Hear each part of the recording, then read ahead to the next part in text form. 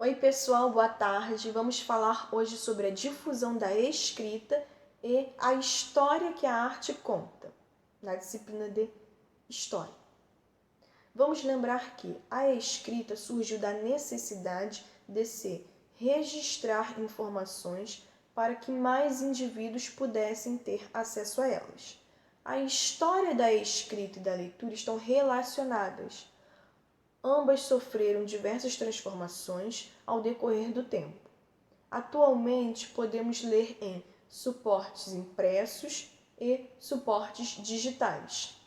Mas, naquele tempo, os livros e outros escritos eram de difícil acesso à maioria da população e também eram difíceis de serem reproduzidos. Sua reprodução era feita manualmente, copiando-se letra por letra, o que dava mais trabalho e também estava mais passível ao erro. Por volta do ano de 1450, na Europa, o alemão chamado Johannes Gutenberg inventou a prensa de tipos móveis, um mecanismo que mudou a história da leitura e dos registros escritos. Pessoal, coloquei aí na tela para vocês a imagem da prensa de Gutenberg. Esse invento tornou os livros, antes privilégio de poucos, acessível a um maior número de pessoas e difundiu a cultura escrita, leitora e impressa. Antes dessa invenção na Europa medieval, os monges copistas e os árabes desempenharam um papel fundamental na preservação dos registros escritos da antiguidade.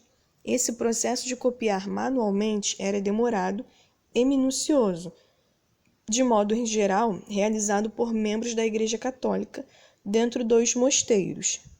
A prensa de Gutenberg, naquela época em que foi inventada, representava uma tecnologia inovadora e propiciou o aumento gradativo da circulação de escritos.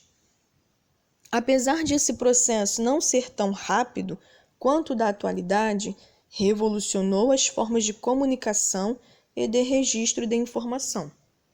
Por meio dessa prensa era possível reproduzir os escritos com mais rapidez e, portanto, em maior quantidade. Com o passar do tempo, mais pessoas puderam ter acesso a livros e outros impressos, como jornais. Esse fato aumentou o número de leitores e contribuiu para melhorar a difusão da informação e do conhecimento humano. Como a prensa de tipo móveis funcionava? As letras, chamadas de tipos, eram feitas de metal em alto relevo, por meio de moldes. Com as letras eram formadas palavras e frases. Os tipos eram guardados nas chamadas caixas tipográficas. Cada página de um livro era montada letra por letra de forma manual em uma placa chamada de matriz. Essa placa era levada para a prensa. Com uma trouxinha feita de pano, era aplicada uma tinta feita de óleo de linhaça e fuligem de carvão sobre as placas com letras. A prensa era movimentada manualmente com uma barra para pressionar o papel ou pergaminho posicionado na matriz. Isso era feito 2 vezes e assim cada página tinha 2 colunas. Se a impressão ficasse boa, outras cópias da mesma página eram feitas. Depois de concluído esse procedimento, os tipos eram retirados e reorganizados para fazer a próxima página.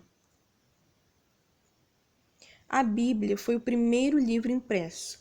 Depois dessa obra, muitos outros livros foram impressos no mundo, o que formou a leitura e o registro de informações mais acessíveis para as pessoas.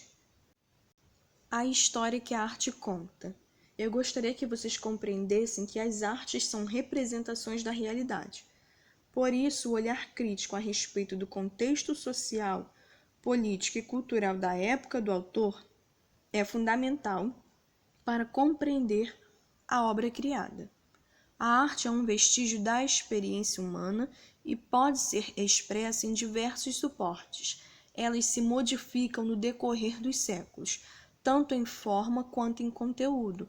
E aí nós temos alguns questionamentos a se fazer para poder analisarmos algum tipo de obra artística e conhecer um pouco mais tanto daquela obra quanto do contexto social e político que aquela época tinha. Em que época a obra foi produzida? Quem a produziu? O que representa? Com que objetivo foi produzida? De acordo com a obra, o que conseguimos saber sobre a época em que foi produzida? O que é possível saber sobre a autoria dessas obras? Com base nesse tipo de reflexão, as obras assumem a função de fontes históricas e podem ser usadas no estudo da história. Aí temos uma fotografia. As fotografias artísticas, como as do fotógrafo brasileiro Marco Ferrez, muitas vezes revelam cenas do cotidiano e podem ajudar na compreensão do passado.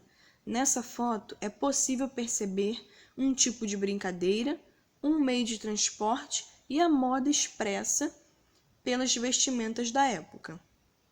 Então é isso, pessoal. Finalizamos mais uma aula com sucesso. Um grande abraço e se cuide. Fique em casa.